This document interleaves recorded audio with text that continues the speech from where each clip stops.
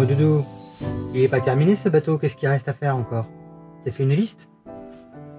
Parce qu'il y a pas mal de choses encore à terminer. Alors du coup, j'ai fait une liste pour y voir plus clair.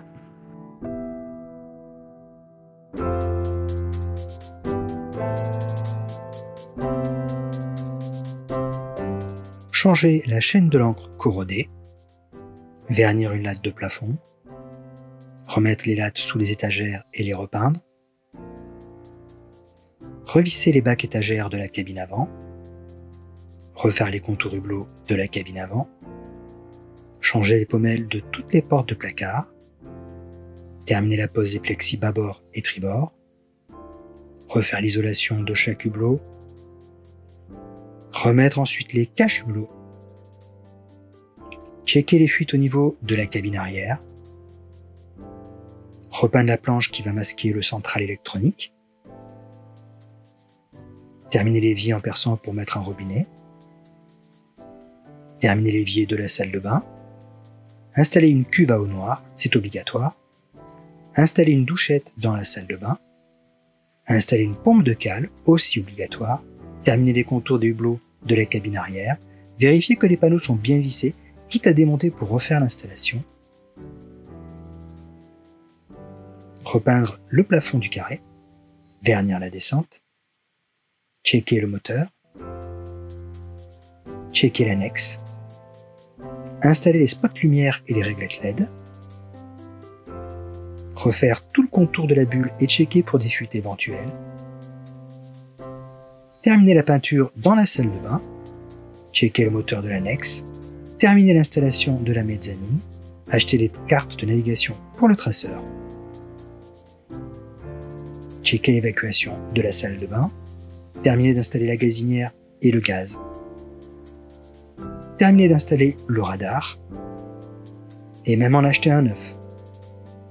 Une soudure à refaire à l'avant du bateau sous la cabine, finir de brancher le jacuzzi qui sert pour l'instant de frigo, un chandelier à redresser au chalumeau et au savon noir, des filières neuves à acheter, vérifier toutes les voiles, changer tous les bouts, acheter une nouvelle survie, jeter l'ancienne ou en faire don à la SNSM, refaire les cuves à eau, finition des peintures du carré, changer les ouvertures de plancher, changer les lattes et les rivets des lattes des bancs, changer les anodes, check au niveau du gouvernail et du serveur-franc, checker la dérive, installer les nouveaux aérateurs, changer la manette des gaz, installer des films solaires sur les hublots.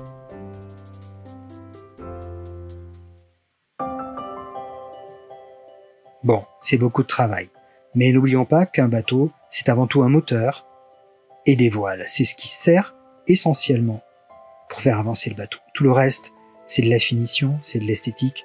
Est-ce que j'en ai vraiment besoin? Ça pourrait presque attendre. Puis de toute façon, je suis soutenu psychologiquement par mon chat.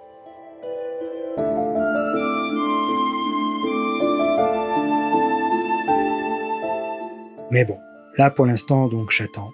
J'attends au niveau du quai, sous un soleil écrasant. C'est un peu frustrant parce que à côté de moi, les voisins du chantier sont déjà partis. Il y a quelques jours, ils ont mis leur bateau à l'eau. Ils sont partis pour 2 mois de navigation vers l'Espagne. Donc c'est toujours un peu émouvant de les voir partir et bon, de se retrouver tout seul sur le chantier.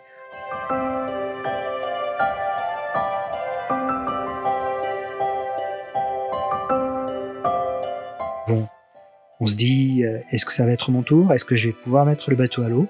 Est-ce que je vais réussir à finir tous ces travaux? Est-ce que j'ai pas vu un peu gros? Mais voilà, c'est un rêve et il faut s'y accrocher, il faut s'y tenir. C'est pas facile, c'est beaucoup de frustration et d'attente. C'est surtout l'attente de se dire que un jour prochain, on va enfin réussir à partir.